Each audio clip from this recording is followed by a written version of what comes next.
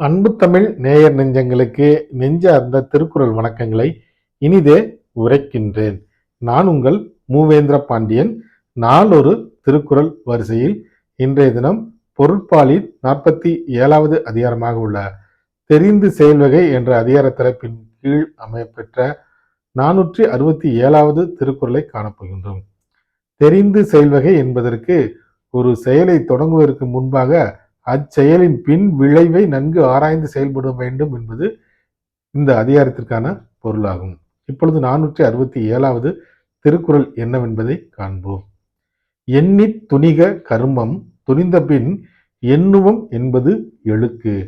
எண்ணித் துணிக கருமம் துணிந்த பின் எண்ணுவம் என்பது எழுக்கு. இத்திருக்குறளுக்கான பொருளினை இப்போது காண்போம்.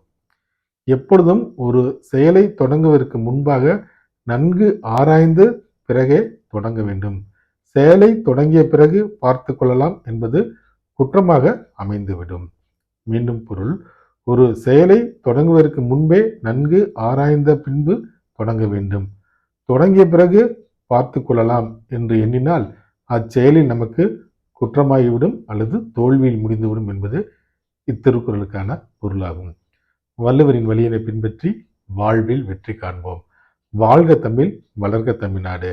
நன்றி, வணக்கம்.